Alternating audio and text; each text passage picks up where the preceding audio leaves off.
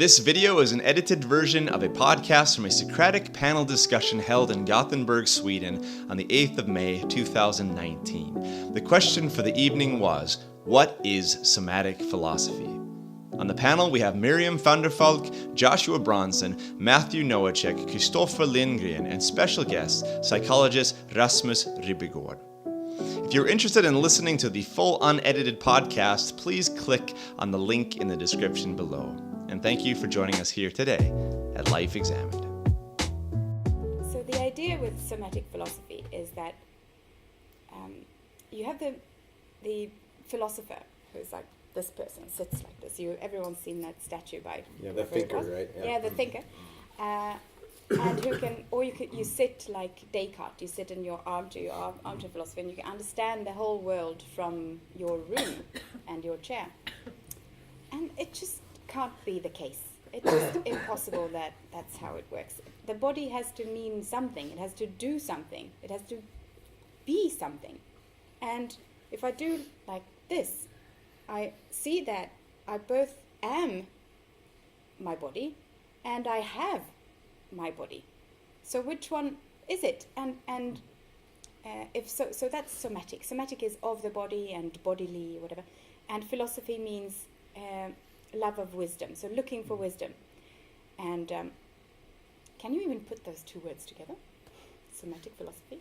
Can you say you're looking for wisdom with the body? I mean, I think so, but I'm not sure if I can explain it.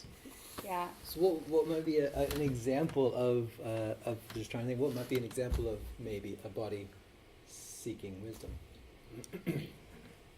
There was this book I read called The Body Keeps the Score. It's by a psychologist. And it's about how like the body keeps memories of trauma and how you need to, and how to get out of, that the body needs to get out of the trauma. It's not just an intellectual understanding of what has happened. So you need the words, but you need something else too. Yeah, so this is something another, physical, in other words, something in the body, a movement thing, like I was recently at this very interesting therapy thing called tapping, where I was lying like this and talking on a bench thing, and the therapist was tapping me like this, yes, and then asking me questions, like, so what about that? No. Isn't that called Chinese torture? No. No, I remember. That's water torture. That's water torture. Sorry. No, it was called Supposed to be rather pleasant. Yeah, it wasn't pleasant. I was surprised at how much I started to feel. Yeah.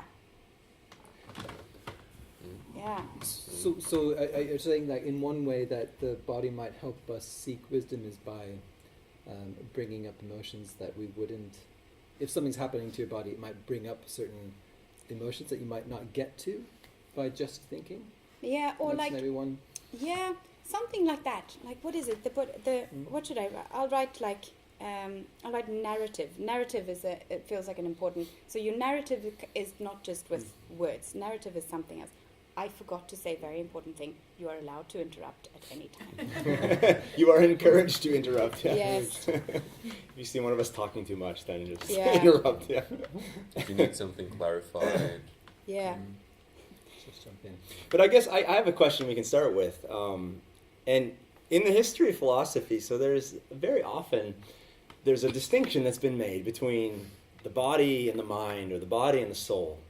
And whenever that distinction is made, very often the body gets put down on the bottom as something unimportant, and the mind or the soul is really important.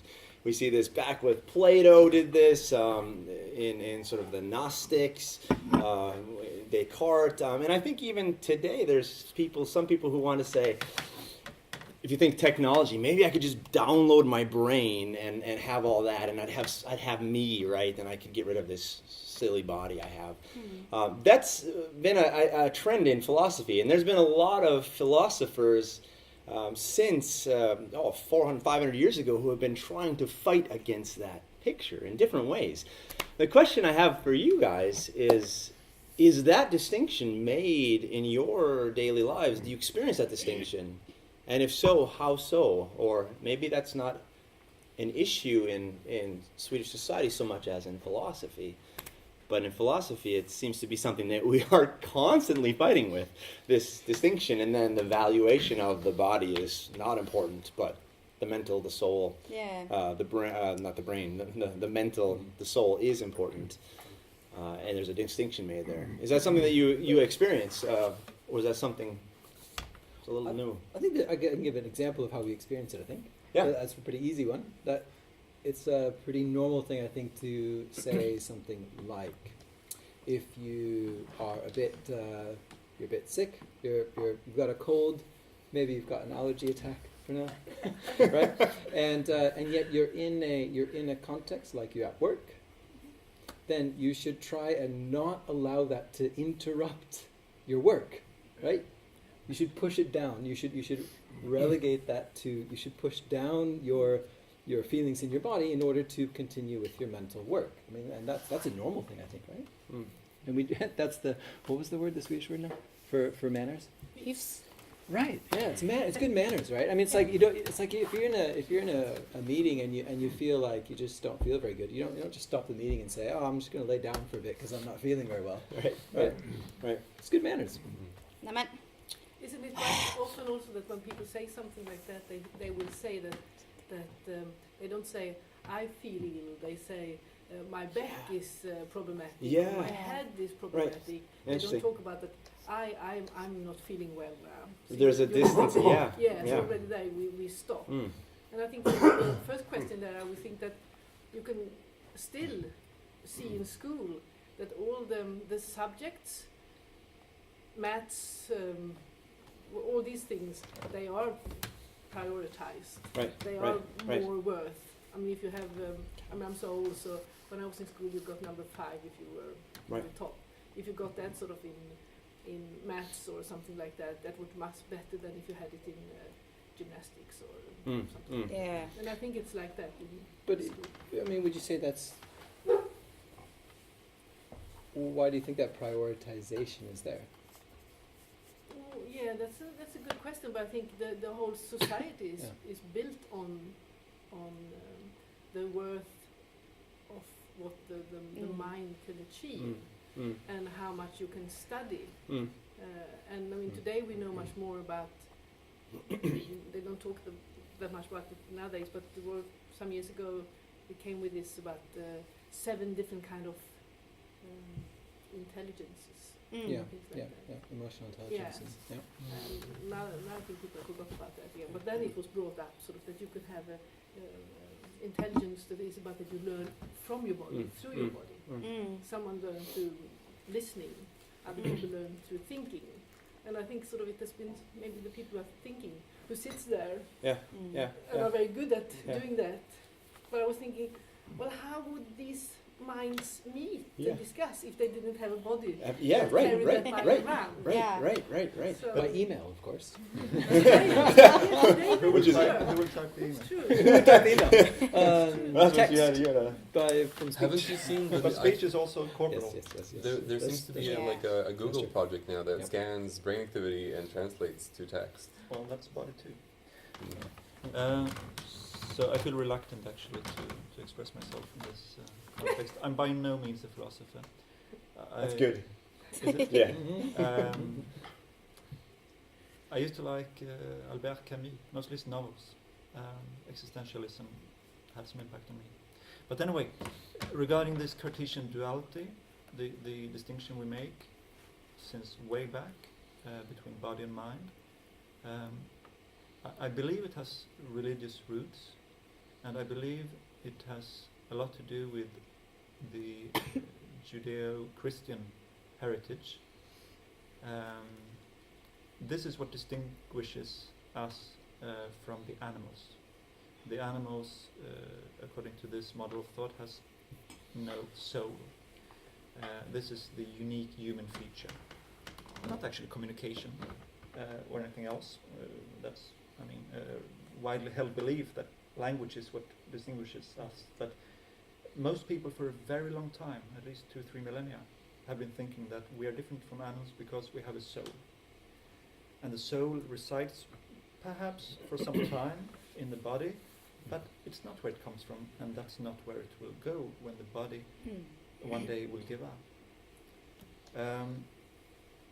So that is, I believe, the reason, the main explanation behind the hierarchy here, where the body is seen as some kind of subservient tool, object that can be exploited, that has a will of its own, impulses, but most of them are not very constructive, they're not very beneficial to us. They are rather connected to the devil. I mean, 4 or 5 out of the cardinal sins are also carnal sins. Yes? Cardinal is body.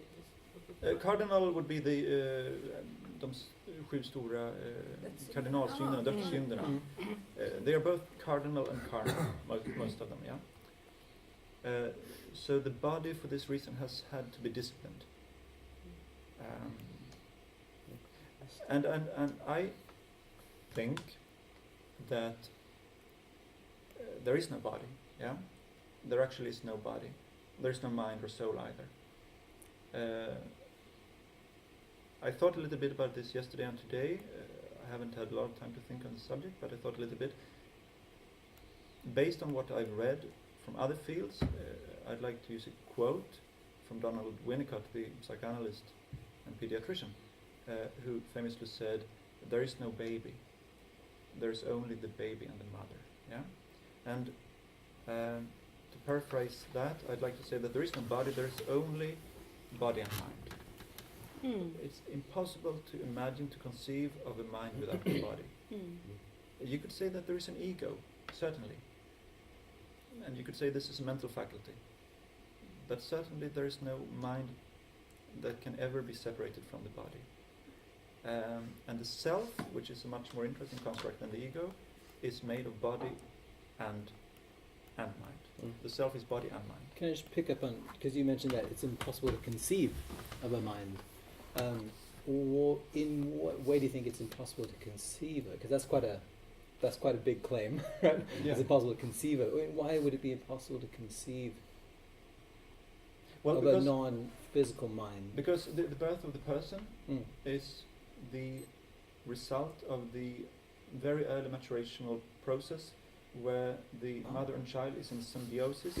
Okay. But so and that symbiosis takes part between 2 bodies. Sure. So let me take one step back then. Yeah. Is it possible to make a distinction between mind and person? Because what you're describing is the genesis of a person, right? But that doesn't rule out the possibility of conceiving of a mind that's not a person. Right? So what I'm thinking about here is that there are plenty of people who want to say something like that certain artificial intelligences might become conscious. I'm not sure what that means, but what at least they're trying to point at is that there is something that would be mental, but it's not a person. So are those 2 concepts separable? Well, I would like to say that the day, which might come soon, where we have a true artificial intelligence, that artificial intelligence will have a body. So you think it's a necessary connection? It will have a substitute for a body, and it might be made out of chips and, but it doesn't matter. It will still have a body. But I'm so. Carol, I think that's quite an interesting concept. This whole artificial intelligence being sort of soul-like, or being a real soul, or mimicking at least the human soul. And while it does have a body, it's not limited by the body. It could be uploaded to any platform, so it is floating. But each of us, we are limited to the body we're in. And then our soul, if we make that distinction, is totally limited to this body. And if this body dies, that soul dies. And that's very different with this concept of the artificial intelligence. That's why people are so fascinated by it, because it is something, while it will have a platform, a physical platform on which it is coded, that platform can change. So you can go from one server to the next server, so it can actually reach true eternity. Can I give the name for that? So in philosophy of mind, they talk about, it's called multi-realisability. So if you think of the mind in terms of a function, maybe this will get a little bit too technical, but if you think of the mind in terms of a function, that there's a certain function that goes on, like a mathematical function. You can describe the function. To take a very simple example, like what do you call these things now? Where you get, like a soda, you put your money in, right, and you select what you want. Vending machine. Thank you. A vending machine. Vending machine. I don't know, I couldn't remember that. A vending machine. So, like a vending machine, it has a very simple function. There's an input, there's a selection, and there's an output. It could be made out of metal. It could be made out of plastic. It could be made out of wood, presumably.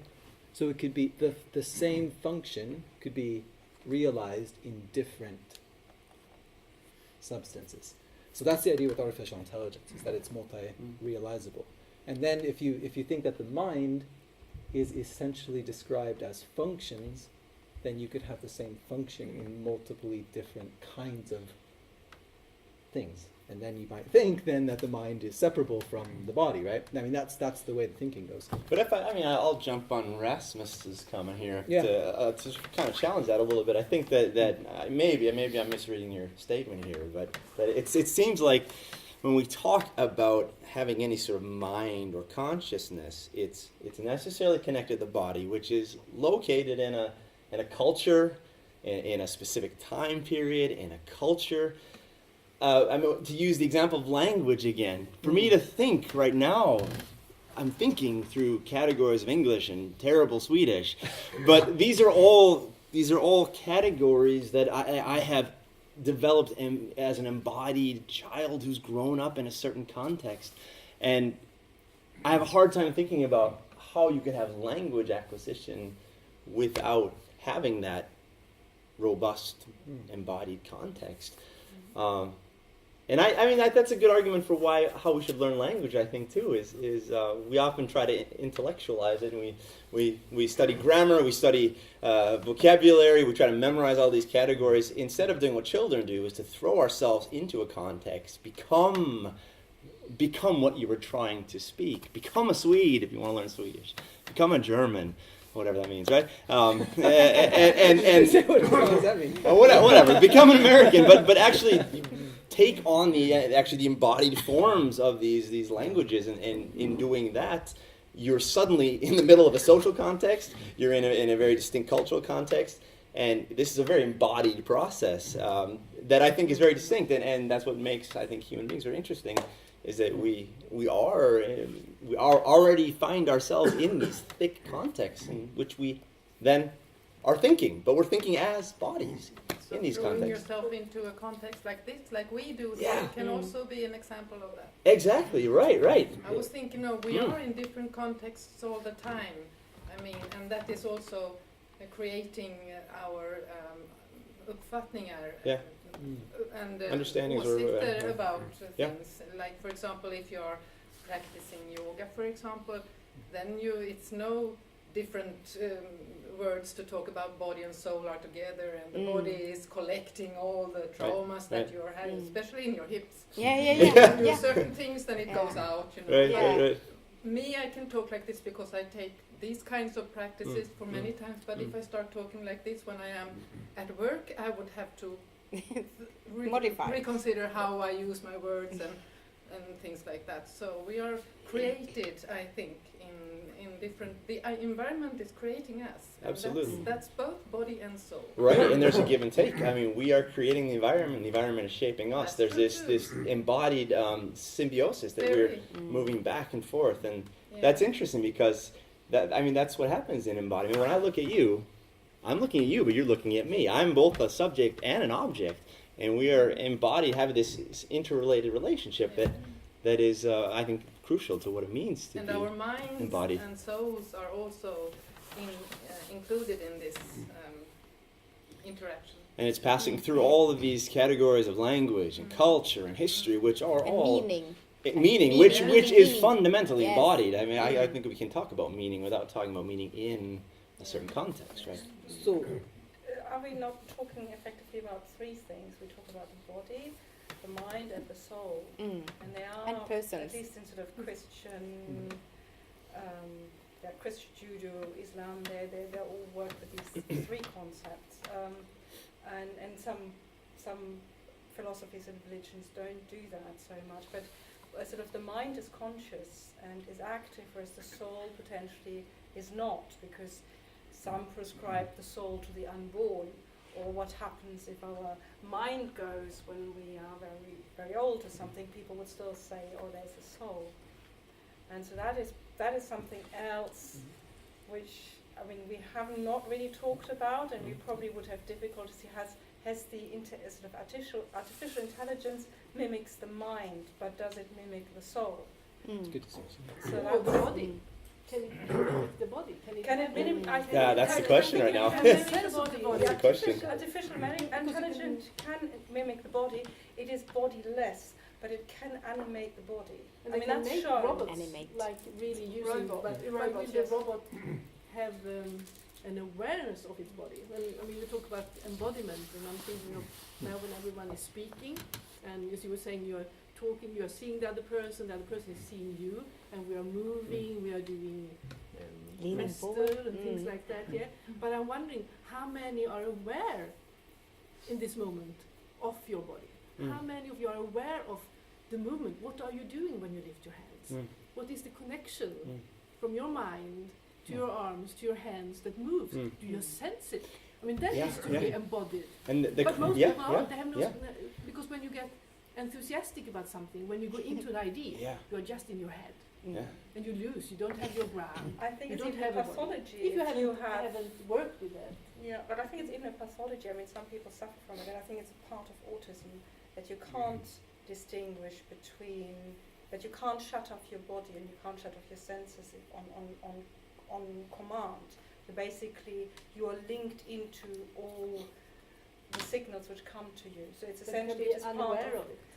Yeah, you can't shut off your awareness. It is always there. The noise is always there. The touching is always there. I mean, people very often find it hard to wear certain clothing because it affects them so much.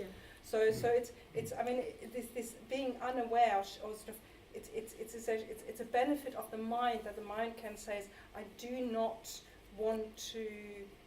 I ignore all this. I ignore the body. You can filter. You can filter, and only that makes the mind work, because otherwise the mind would be constantly But that caught would be a in the freedom, situation. just if you can choose it, and not if you can't choose it. Yeah, It can be a protection. It can help you, but it can also be something that alienates yourself from. But don't you think we can choose it? That we can my awareness is that most people don't. I mean, that's what I Maybe, work yeah. with, that Oh, some sorry. people don't. do that. I guess I have a question. I'm coming from a 67-year-old brain that's kind of jet-lagged, but I'm hearing Josh say that, excuse me, take specific examples and try to make them into more of a general or broader understanding. But in lieu of culture, how do we ever do that? Because I think culture really influences so much of what we think and we bring into our body. Coming from the United States and living in Minnesota, it's very normal for us to walk down the street and be smiling and greet people. But when we're in Sweden, we don't see that. So how does that general feeling get translated over to the entire population? Well, I think that's why when you come to Sweden, you're so tired. I mean, culture shock is in part an embodied phenomenon, that you are disconnecting with the bodily social cues around you. That things aren't. Your body is not in conformity with the way in which social bodies typically work in Sweden, and that creates my body dissonance. Is wired to smile and to think those thoughts and to be happy that I'm alive today. I got up this morning, I'm breathing, I'm alive. My body is reacting to those. This is good. Yeah. I'm trying to understand how you could and then you take not just the United States and Sweden, but all the other cultures of the world. Right. How do we transcend that and bring that into one general understanding So of mind, body, and soul? That's good, because these kind of connect. Absolutely. We might connect there. Absolutely connect. Cultures represented here, and we're still managing to have a conversation. Yeah, that's true. We have We're not several dancing different. What did you say? We're not dancing yet. We're not dating yet, not yet, but we will soon. What's that? In the countryside, at least when I was a child, I think people did sort of, when they meet each other. So maybe it's when it's too many people that you don't see them and don't dare to, but sort of when it's not that many, you kind of say hello. Yeah. I hope. Yeah. I think But so. That's my experience as well. If our, Countryside versus city. Sure. Yeah. but if our question in the beginning was somatic philosophy, so how does the, maybe we could rephrase it slightly, how does the body contribute to pursuing wisdom? Does that sound good enough? Yeah. Maybe for the moment. Hmm? How does the body pursue? Because your point These and two are really Al's point, I think good. they might Yeah. connect, right? So one way to connect specific examples like smiling in Minnesota and not talking to people at the bus stop in Sweden, right? Because these are culturally ingrained behaviors. They're culturally ingrained behaviors, but if we can say something about how those ingrained in terms of our bodies, how our bodies react to our environment, if we can draw a connection between how both of them help us pursue wisdom, so then the question is, what is wisdom? Yeah. Then maybe you can see how they both connect. So maybe the question is, because we've talked a little bit about, I mean, I don't know, we don't need to solve the mind-body problem, right? But we just need to maybe come It's to not something. a problem. You guys don't think it's a problem. But, It's not a problem. It's maybe not a problem. But I mean, but that'll Artificial problem. But that'll take us too far aside, right? I mean, the Yeah. question is how does the body interact Yeah. with our pursuit of wisdom? So if we start Well, with sort of, yeah. we start with what is somatic philosophy, but now we take one out. So we just go, what is, first two things. I wrote, the body informs me. And so the body, Yeah, when you're good. walking down the street here, you're informed, your body informs you, like your responses to the not smiles that you get. And the, Right. this is information about the situation that you're in and what you feel about it, like your values, how it relates to, it's Sure. not just taking it in, but also evaluating it. So you get knowledge about yourself and the culture that you're visiting through your body. Sure. Yeah. So that's one thing that we can sort of keep in mind for the rest of the discussion. And can we say maybe not even consciously all the time? Yeah. Like you might be picking Yes. up signals Yeah. from people not smiling, and that creates a certain emotional response in you that Yeah. makes you feel bad. And you might be misreading that these people aren't angry with you. No. They're not being rude. They're just not. So not There's- engaging. They're not engaging. Yeah. It's just not as you expect, right? Yeah. Which creates a certain bodily reaction that you And might that- feel. Yeah, So and my that could bodily happen. reaction would be, in order to fit into the culture, would be to not engage them, Yeah. to Don't look look down them in and the just eye. kind of pass Yeah. them and Well, not engage them. Yeah. I mean, this is the crazy thing with the body seeks an equilibrium. I mean, we can talk about.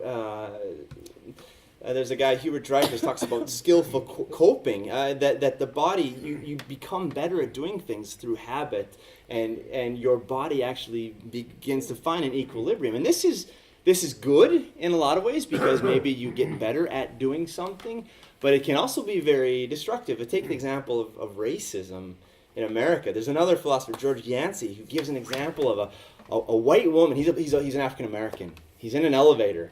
A white woman walks in, and he can see immediately that she's tensing up, that her hands are getting sweaty, she's getting a dry throat, and he says she's not even consciously aware of it. What she believes is, I'm not racist. But her body is reacting to the sight of an African American in the elevator in such a way that she is having this racist reaction. But we are actually hardwired to do that even as infants. Absolutely, yeah. Even as infants. Right. But do what? Can we clarify that? To react relatively negatively to people who look very different from Good. Okay. us. Yeah. But I take it that's not racism, right? I mean, Well, because it's the categorization racist. right. Well, no, but what I mean is that I if you would haven't like to interject on this. Yeah. I think we're reacting to the unknown. right, of exactly. the That's world. what And I you're. think if you grow up in a world which is very, very diverse in this thing, then children react very differently. And I've experienced this very much myself. And I mean, I grew up in a very white environment, and then I moved in one which was very much more mixed. And my own children they go to a school where most children do not have their own skin color, and they react very differently to this, and they have all their life. So it is something which I think it's a learned trait. But not Of hostility. uniquely, not exclusively. Because there is a certain comparison taking place. It has been But proven. how do you know how you look? I mean, there are also experiments that you Well, don't quite know who you are. I mean, that's a slightly different discussion, but I'm not that comfortable with that sort of vision. Well, it's about vision. It's about seeing, for example, the color of the skin on your arm. That you will see even without a mirror. Yeah, but But yeah, that's. But I guess the point here was just that the body, we have a way of absorbing cultural values without even necessarily knowing about it. And so then it's important that we are then able to become aware of these things in order to try and address the somatic responses that we're having. And to interpret. Because you might Correct, yeah. you might come home and then you're like, I'm so tired. Why am I so tired? God, I don't know why I'm so tired. And then you start to think with your mind and your mental capacity, and then you do the interpretation. So the body gives you one kind of data to work with, and your mind can interpret it. And then when you interpret it and you get like I'm tired because when I met this guy and I was thinking about and then my mom said oh, that's why. And then when you have this insight, like a word insight, mental language-based insight, you go like, and then you get it. Your body is responding to the insight. So this is another somatic philosophy thing. Do you think really it's the body that sort of interprets and sees things, and then the mind thinks? I would think that it's you who reacts. Yeah. And in the you that reacts, yeah, there is either mind or body or anything. It's you. Yeah. It's yourself. Yes. But when we talk, it's very difficult to talk when we describe something. Oh, this is an arm. Yeah. I mean, this is an arm, and we have said that the arm is on a body, and in that body, on top of it is the head, and the head is the brain, and the brain thinks. But it's like, it's all me. But I mean, of course, it's you who reacts and interprets. Yeah. So you can't really say what you're saying, but we have to say that when we talk. But that is that we make that distinction, that we separate ourselves from ourselves. That is the main problem. Yeah, that is. I and think that's you're the main onto problem. something. Maybe the philosophers did. Who sort of put the head in the hand and didn't understand. Yeah. Maybe this is the core of the stuff here. The hand could do, because without your body, today you can do a lot because we have developed some people who have. I have a friend who has ALS, and I mean, had that been maybe 50 years ago, she would have been shut into herself. Yeah. But I think a few years ago she even gave a talk. She can't talk, she can't move, but she can use an eye to write on a computer. So that has changed. The body doesn't work, but she is without the body working, she still wouldn't be able to think.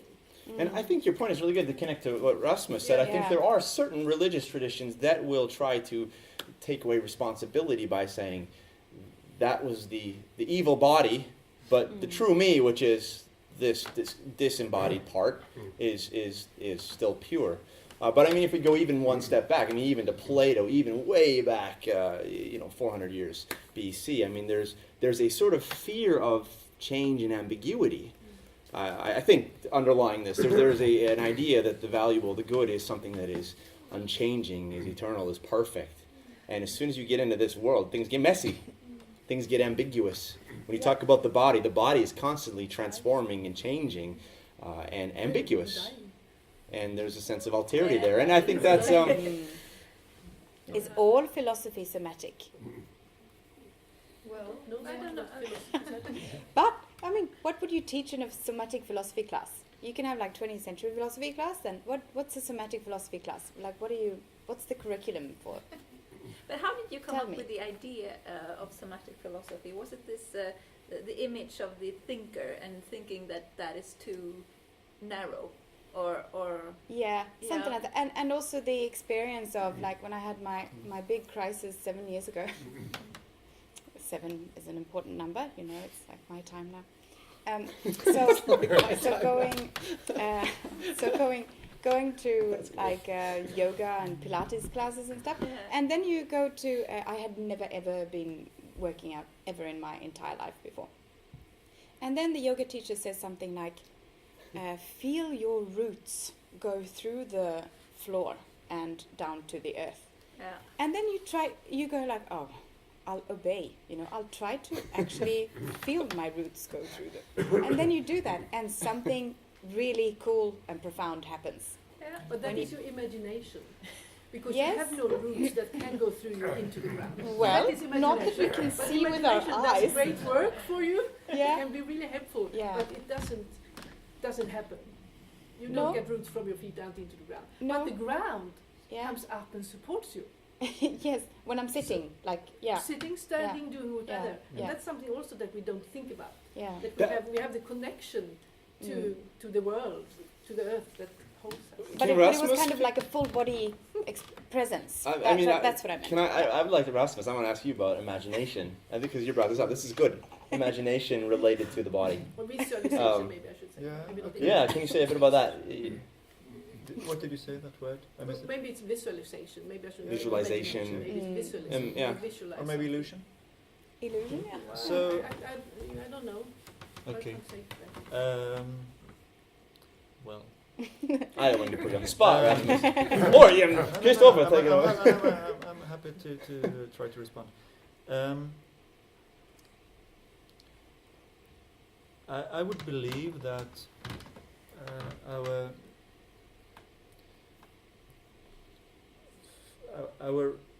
the single most important influential formative experience, that is the foundation of all life that is to follow, would be the very first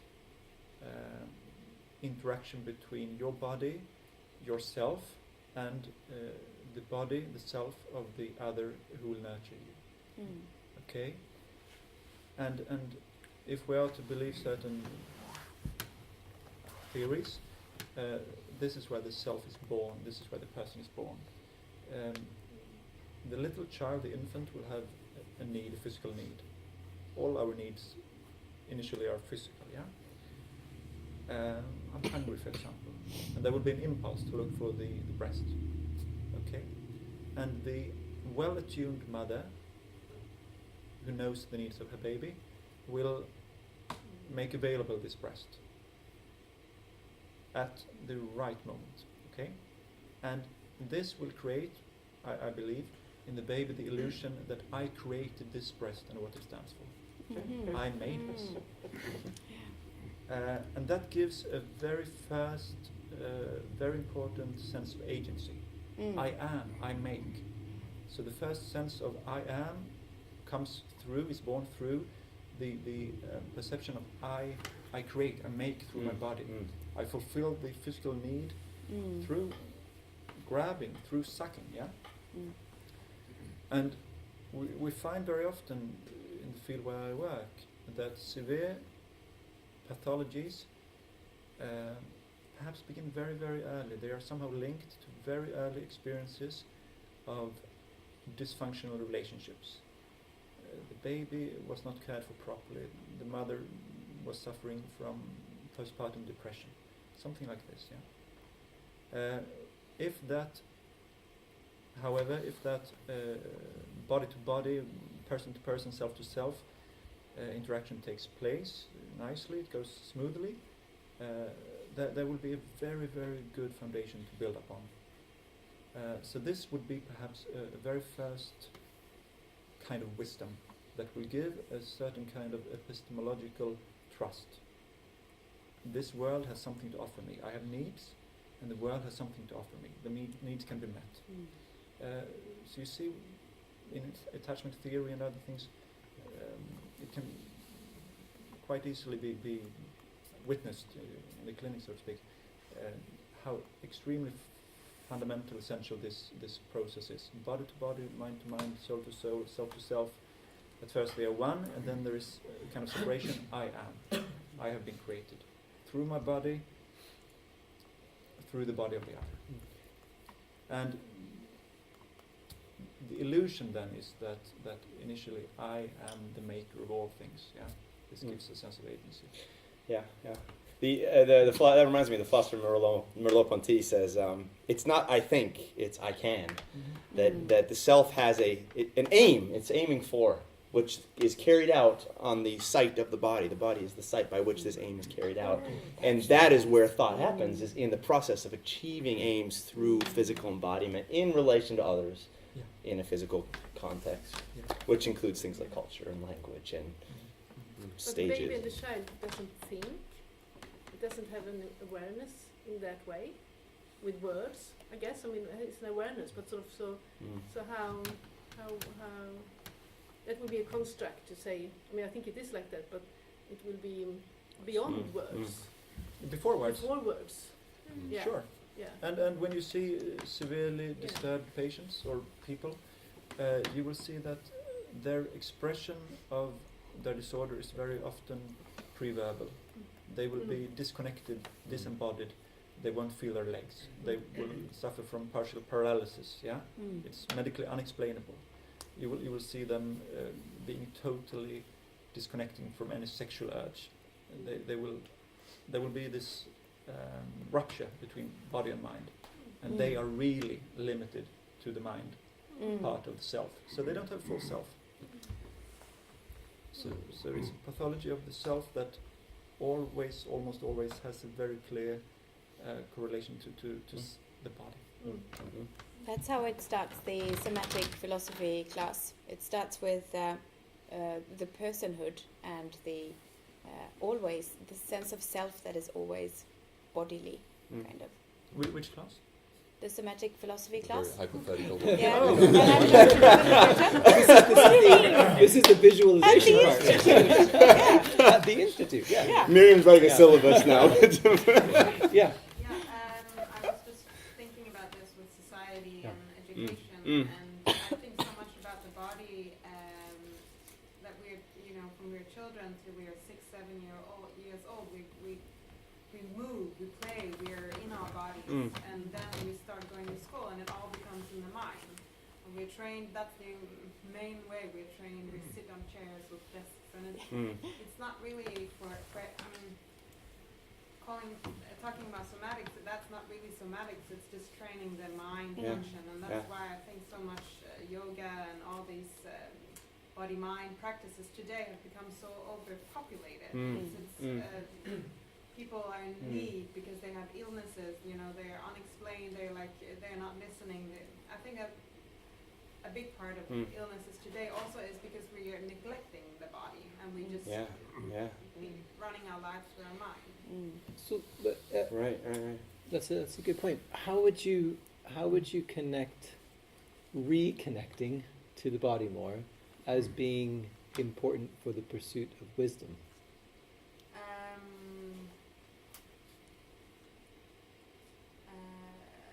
Like you were saying, the body keeps score. That's the book. I also have that at home. I think that if you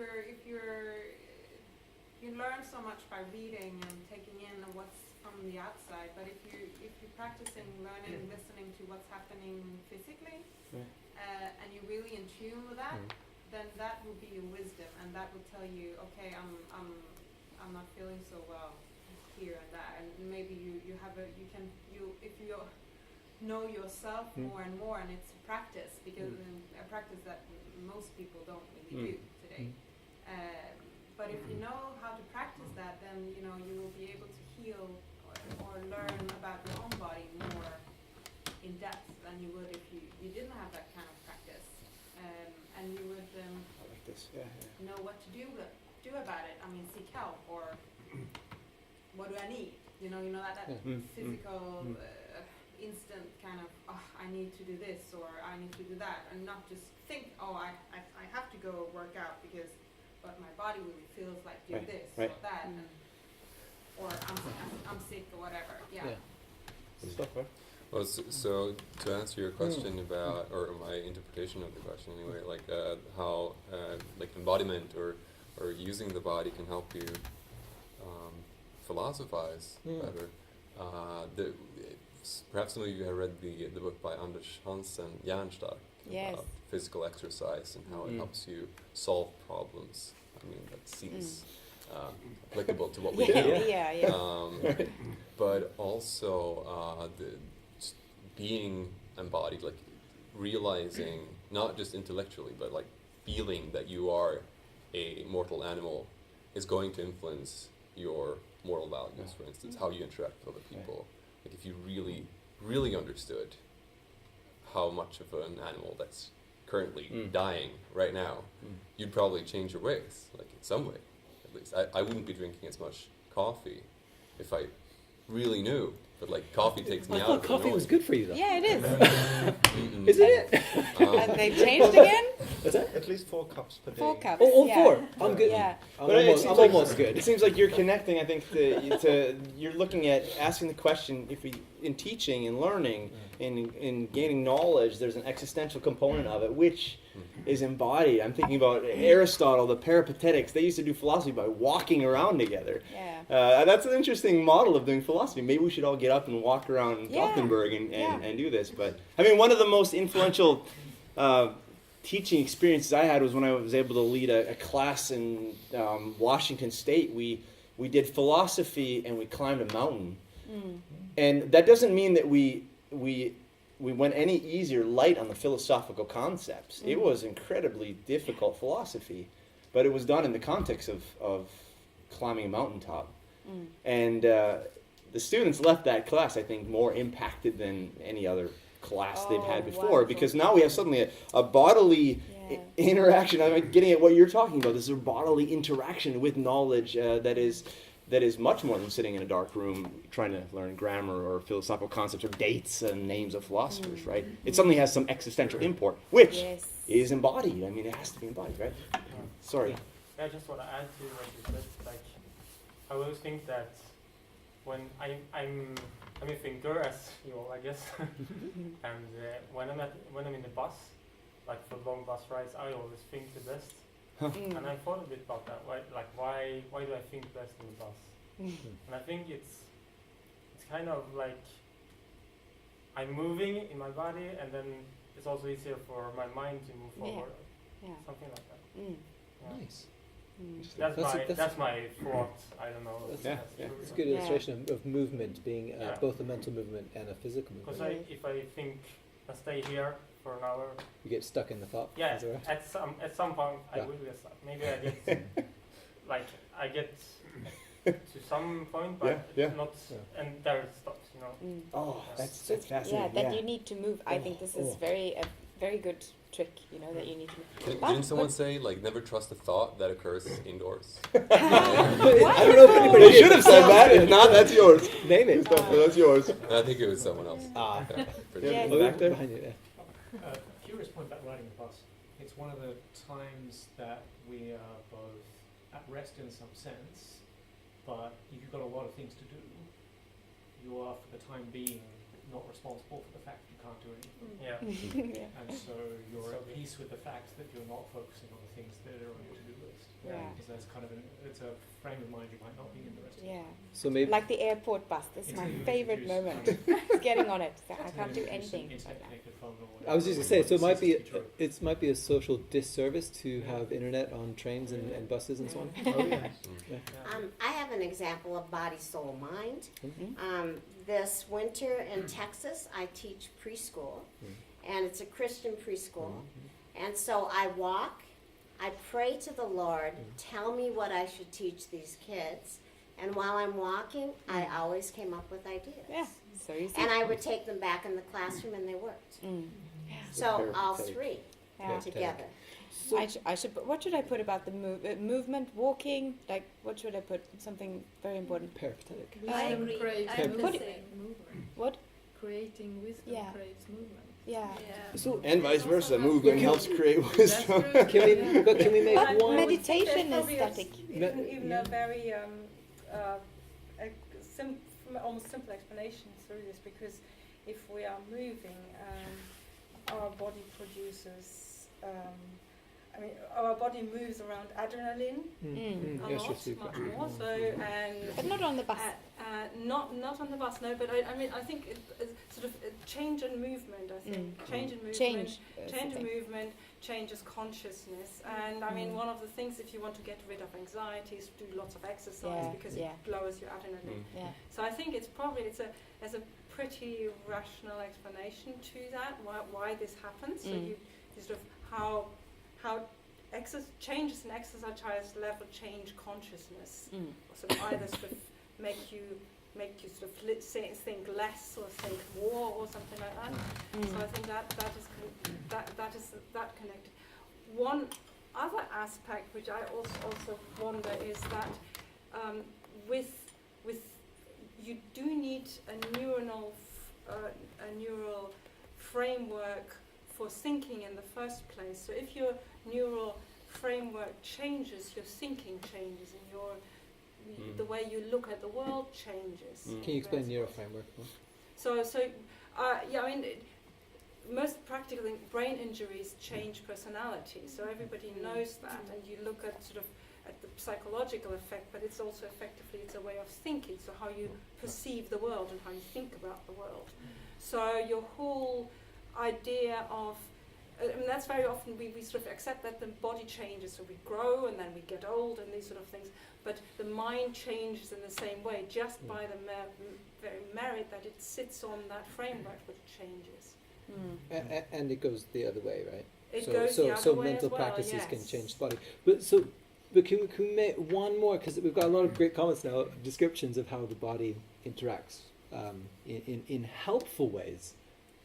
But what I'm curious about is how does it contribute to pursuing wisdom? Because it might just be that, I'm going to be devil's advocate for a second, right? Argue the other side.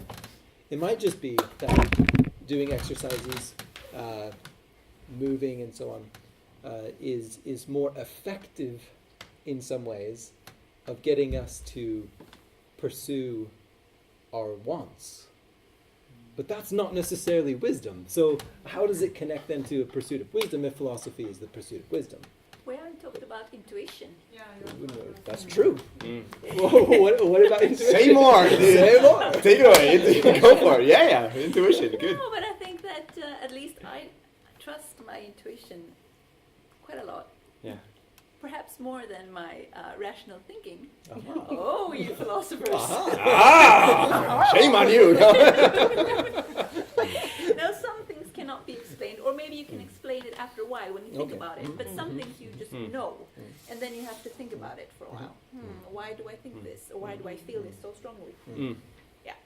So it could be that the mind is behind, and you will figure out after a while why. And so what is intuition then? Yeah, where is it? That is a good question. I guess it's somehow perceptions that you get, sometimes unconsciously, I don't know, but somehow you get a feeling about something. Is intuition Through somatic? your senses. So it's somatic. It's somatic. Intuition I would say is it's somatic. Cool. Don't you think it's the mass of everything that you have? Of course, sort of it's the perceived your whole life. Yeah. It's in the bottom of Yeah. your Well, you have to vision. build on what you know, obviously. Yeah. So it's that might be both interrelated. body and mind and thoughts. Yeah. And something like that. As a philosopher, I'm thinking intuitions can be very good, but I also want to say we have to be very critical of intuitions because, for what I was talking about before, the way in which our intuitions can be influenced by forces that we're not necessarily consciously aware of. I mean, I live in Lund. I used to work in Copenhagen. I would take the train across after the border control was put in. And one time I took the train across, and they come and ask for a driver's license. And you don't have to be a Swedish citizen to have a driver's license. So they would just ask certain people for driver's license, right? And not other people. And I thought this was really interesting. And I got a little upset by this. So I actually got off the train and let the train go and missed my train. And I went up to the police officer and I said, how do you know who to ask for a driver's license? And she said, jag går efter min magkänsla. I go after my gut feeling. And I said, okay, thank you. But what is informing your gut feeling? And this is what I want to say, because on the one hand, being an expert police officer, you should be able to pick up through your training, practice, habituation, your skills. You should be able to say, that person seems suspicious, I'm going to ask them. That then there's part of me that's saying, we live in a very contentious time with immigration issues and a lot of hot button stuff going on there with undertones of nationalism and racism, and I'm wondering... I don't know if there's ever been a sure. But is that, in some sense, informing our gut feeling, right? And so as a philosopher, then, I want to be critical and say, okay, respect that you're an expert as a police officer, hoping you're an expert, but also being critical of, well, there's other forces at work in our culture that makes me say intuition can be very good, but I want to be very skeptical of it at the same time, right? Of course it's problematic as well, yes. What was her answer to how she decides her... Oh, no, she just said, I go after my gut feeling, and that was it, and no more discussion. I think it is becoming very problematic if you are on a level in the society when you have power, for example, deciding over people, and letting the gut feeling direct you when it comes to this. Right. I think I'm afraid of gut feeling. Yeah. I don't like it. It's interesting we even say gut feeling. I mean, we talk about a bodily response, right? Yeah. You know, my gut feeling is saying that this person should not have this money, for example. But in some ways, everything we've said so far is that we need to pay attention to the gut more, right? Like this should help us with wisdom. So we've got a bit of attention now. So I'm thinking of the wisdom, and what is wisdom? And I'm thinking wisdom is also, I'm into this context, that maybe the fourth thing we are talking about, if we have mind, soul, body, that I would like to add context. And context is also floating over time. If we talk about diagnosis, for example, like autism and stuff like that, it depends on time. Now we are living in a time when we have truths, which is saying an autistic person is functioning like this and cannot do this and is driven by these and these forces. But that is now. Like in hundreds of years, I don't think that it will be the same talks. It'll be a different discourse. And if we go 100 years back, there was definitely not this kind of reasoning. So I'm skeptical about when it comes gut feelings also, because that is also contextual. Well, I cut you off, Pernilla, because I think you had something really good with intuition and wisdom. I think say more about that. I really cut you off. No problem at all. It's just... There's more there.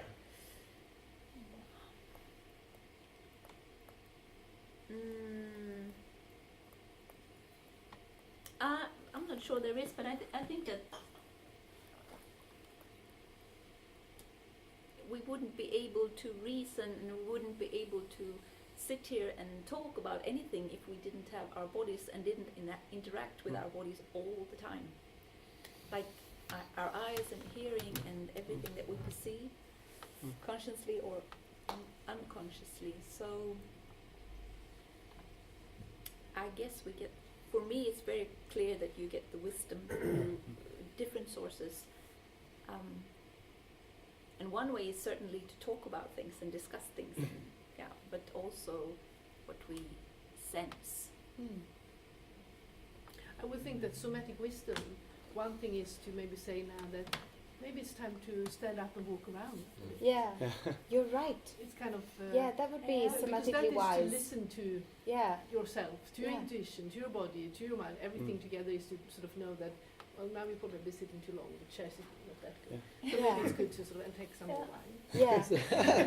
And can I connect that to something Rasmus said, because I thought this was really good, that if the goal of philosophy is to pursue truth, and also I think...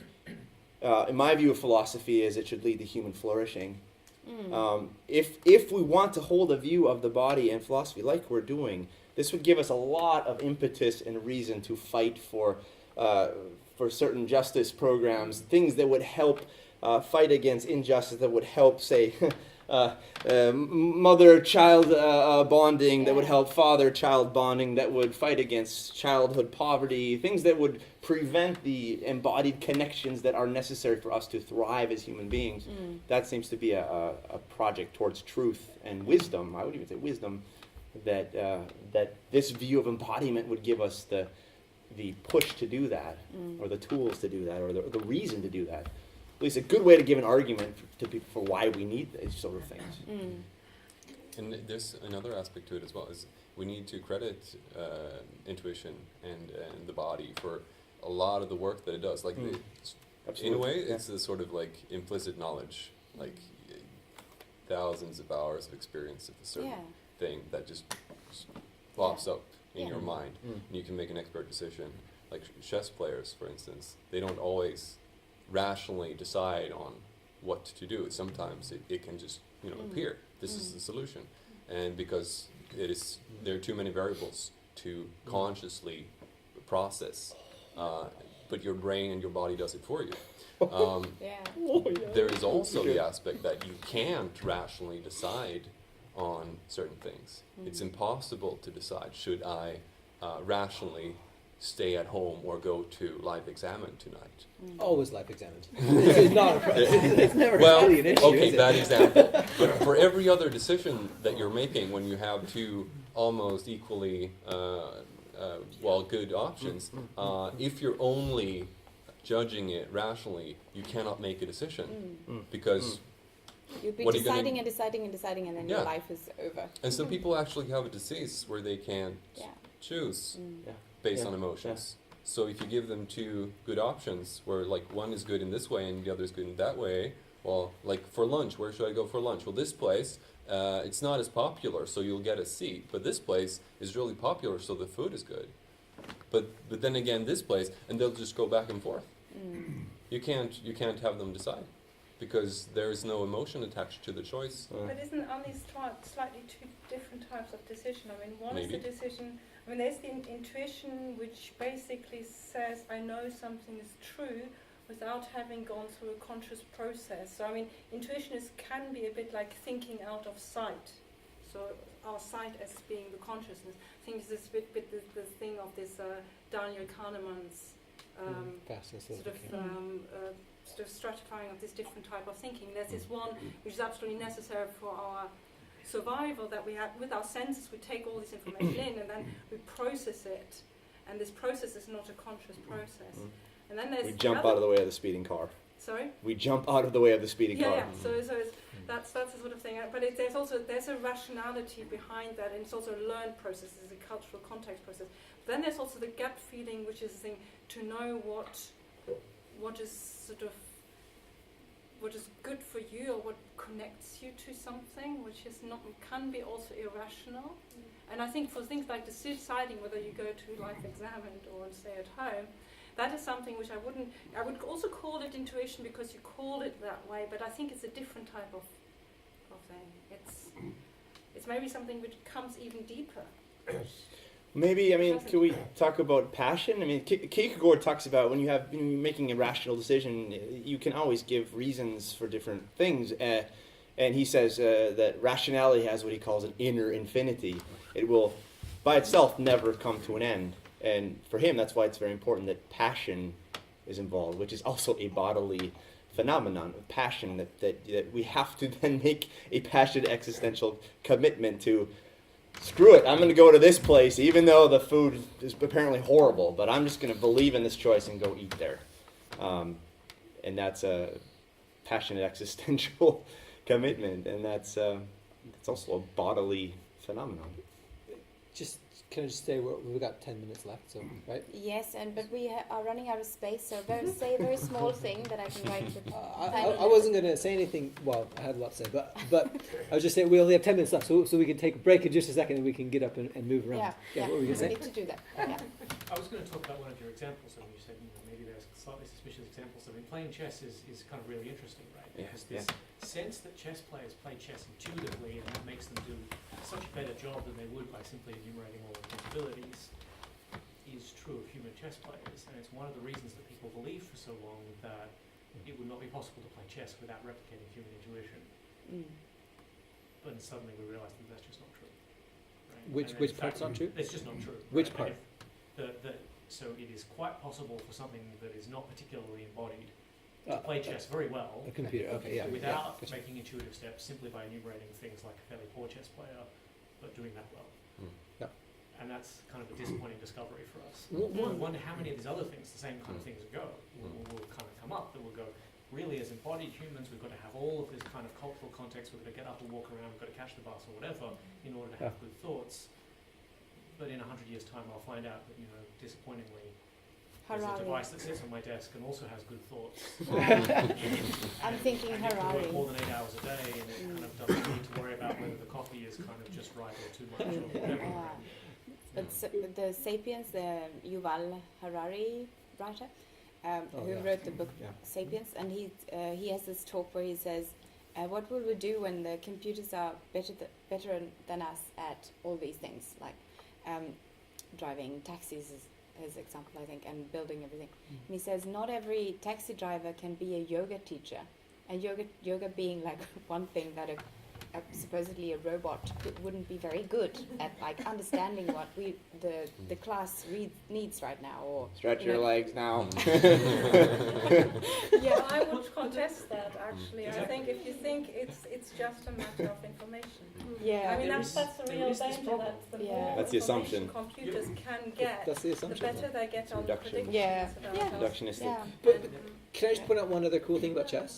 Yeah. So, evidently, when top-level chess players are playing chess, you can do investigation of what's going on in their body, and there's very similar, all the same hormones and chemicals are going on that you would see in a creature that is being chased, a prey being chased. Right? So you have the same physiological reaction to a hunting situation going on when you are just thinking. So I mean, just to say that, like, the mind, the thinking part also, right? It instigates, it uses all of these parts of our body that... Yeah, like we said in the beginning, speech is corporeal. Yeah. There was this research, I think we talked about that during the course, I read about people were called in to answer questions about something, and all the questions, they had to read things about people and then answer questions, and the people who were described in these questions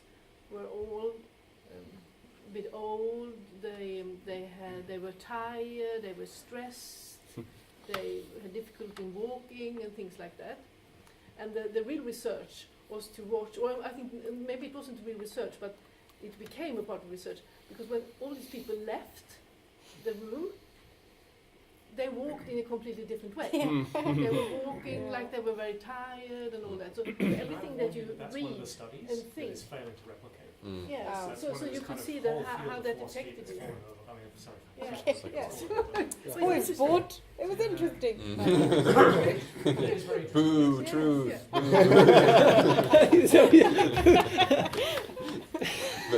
But just a point on the chess and AI topic is that as of yet, the winners in these studies are AI human teams. So yet, yeah, exactly. We'll see like beyond human level of creativity in chess soon. I think. One of the issues with AI that has a really difficult time with social cues. So in certain things it works really well, like in chess, for example. But if we want to talk about virtue ethics, for example, being in a social context, when through my embodied engagement with this context, I practice what it means to be virtuous, so that eventually I become an expert at being courageous, that I just simply, as Aristotle says, I simply know how to act at the right way, at the right time, in the right moment. That might be a little more difficult for robots, if not impossible. I don't know, based on how robots, AI can read social context. But I think that's like when you brought up chess, I immediately thought of virtue ethics, and I thought that's also a way of embodiment can lead us to wisdom. If we can, in our embodied form, learn how to be courageous, for example, well then I think we've got a pretty good thing going on if we're put in context where then we react in a courageous way. Listening to talk about intuition, it sounds like intuition is something that comes relatively quick. You embody it pretty quickly. And I'm just wondering if that isn't the completeness of us, where the spirit or the soul within us comes forward and doesn't allow the mind to actually work through all the problems and just says, go ahead and do it.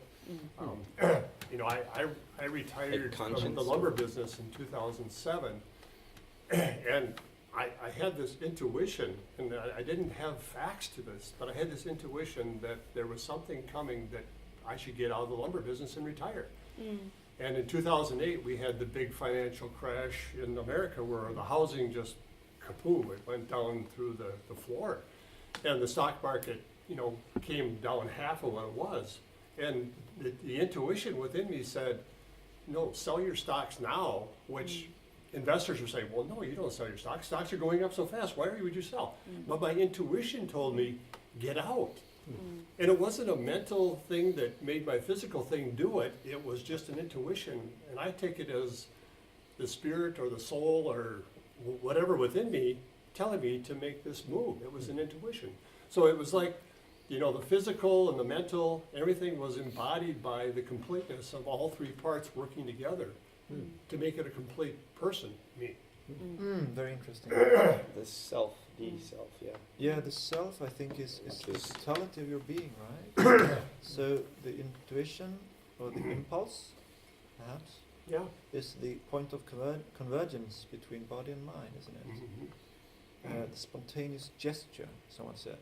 It's an interesting concept. That which feels so natural, that which seems purely you. This way I express myself. It's wholly me. Authentic. Whenever you feel fully authentic, I believe you'll reach the conclusion, if you look at it, that the body and mind are they're doing it together. That's when we feel authentic. There's a harmony. So then, equilibrium. maybe just now we need to stop. one more. Okay. So, but then there's one further question, right, which we haven't quite got to yet, which is you can be fully authentic and do something with your whole self, and yet the question still remains whether or not what you do is wise. Right. So because something is fully authentic, it definitely doesn't mean it's either right or wise. So there's still some. That's great because that means we can have more discussions. Yeah, good. It's excellent to finish off with a question. So when we look at this, we have. I was going to say, whose eyes are we judging wisdom? Well, that's Is wisdom being successful? I mean, if I had made the same decision and I had gotten out, and all of a sudden the market would have kept going way up, was that a wise move? Or Unlucky, in terms maybe. of financially, no. Unlucky, But in terms of being at rest with what my decision was. Yeah. So I mean, there's a lot more that could be discussed, which is good. Yeah. You want to sum up and then we can. Yes, I'll sum this up. My dear panel, you haven't even seen what's been going on here. Oh wow! Yeah. That's exciting, no? Yeah, all these colors, beautiful. Yeah. So we started with a long introduction where I was blabbing on about somatic philosophy and why I wanted to understand what it was, and then we came to this body-mind distinction. I've written narrative. I can't really remember where that came from, but we had this body-mind distinction, like traditionally in philosophy, where the body must be subdued and the mind is the only important thing. But we quickly sort of walked into the mind being, is the mind a function? And if so, if the mind as an AI mind. And then we also have the concept of the soul versus impulses. So this is another way of distinguishing them. But then this distinction suddenly becomes a complete illusion. We don't have the problem anymore. And the big question that I put in the middle, which I love, and that's the next question that I love. What is a person? What is a person? I love that. When I was pregnant, only last year, I looked down at my big belly and I thought, there is a person. There's a person in my belly. And it's such a profound, wonderful feeling and knowledge and insight. I'm carrying this person. Anyway, so this, what is a person? We come to the sudden non-distinction between body and mind, and the presence of both in the togetherness and the way speech is corporeal and not like a mental separated from the body activity. The body here is also the seat of aims and striving. When Rasmus was talking about the baby, and the baby, that in the sense where we have, I'm jumping a little bit now, we have the embodied processes and the constant relationality of like the self, the formation of the self and the body, always with the other person and other people. So the self has this sense of creative agency in the body from like the first hour of life, if everything goes well. We also asked the question whether, I always said that the body informs me, but how and what, and then we kind of sort of left that a little bit, because it's not like the body informs me, but it's more a sense of I am informed, and I am interpreting the information I'm getting. It's all me, it's all the person. The question is really, what is a person? The question, that is really what we weren't talking about, but yeah. So from there we think, is all philosophy somatic, since this is the sense of something. How many thousand years did it take? It took less than an hour to that conclusion. But we were also, the contextual, not done it. Please. Soma is contextual, I've written too, and intuition is somatic. Movement and change in the body is also in the mind. It's like it all comes together in this. Where we started with what is somatic philosophy, thinking that maybe all philosophy is somatic, but also having an understanding of selfhood and personhood as being definitely not like having a body, but no, it's so difficult to talk about these things. Being a body. Yeah. The body is the site by which our The existential site. life is lived. Site or seat or position. It's true. Well, it's obvious we need part 2 at some point. Yes. Yeah. Absolutely. Thank you so much, dear panel. Thank you.